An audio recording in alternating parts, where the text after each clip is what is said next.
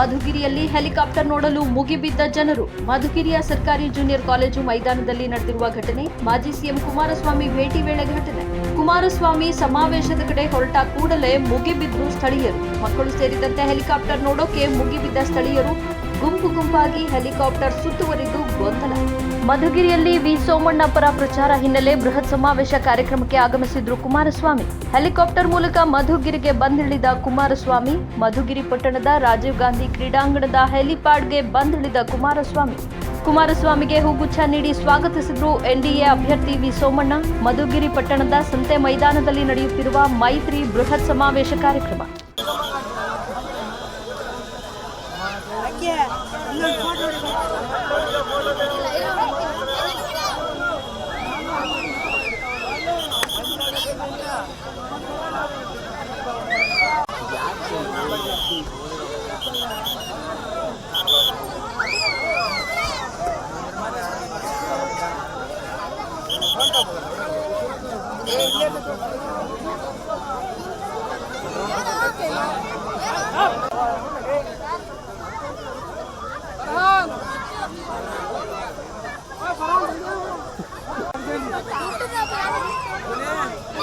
ಎಲ್ಲರೂ ಸಹ ಚಿರಪರಿಚಿತರಾಗಿದ್ದಾರೆ.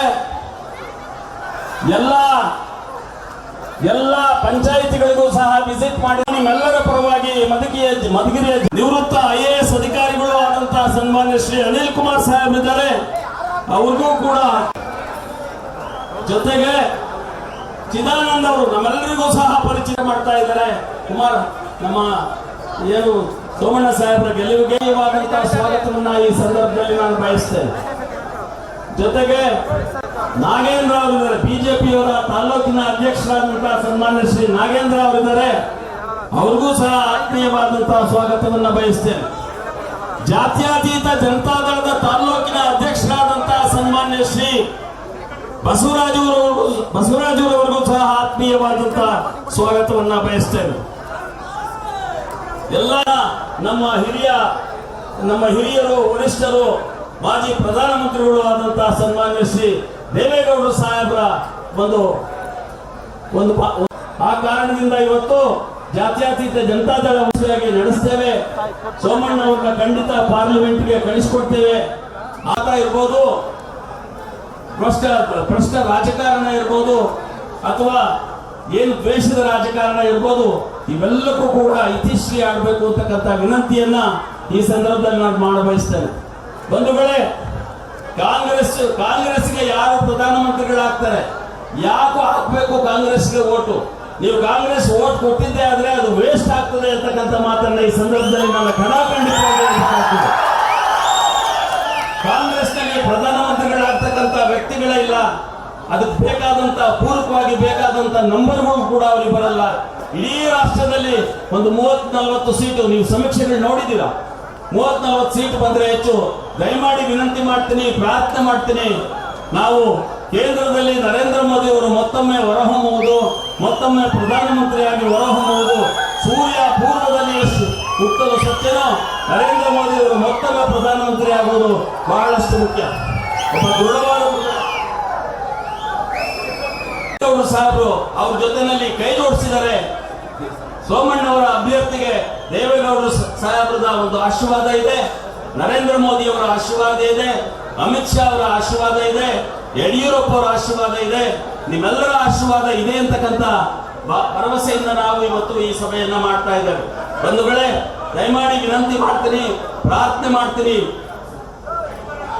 ಸೋಮಣ್ಣನವರು ಸಹ ಸುಮಾರು 50 ವರ್ಷಗಳ ಕಾಲ ರಾಜಕೀಯ ಜೀವನದಲ್ಲಿ ವಿಶೇಷ ಅನುಭವವನ್ನು ಪಡೆದಿದ್ದಾರೆ.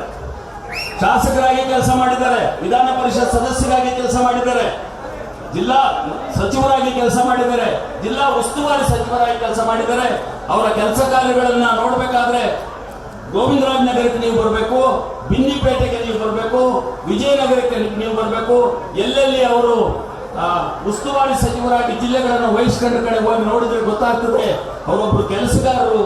ಸೋಮಣ್ಣ ಅವರು ಅಂದ್ರೆ ಅಭಿವೃದ್ಧಿ ಅಂದ್ರೆ ಸೋಮಣ್ಣ ಅವರು.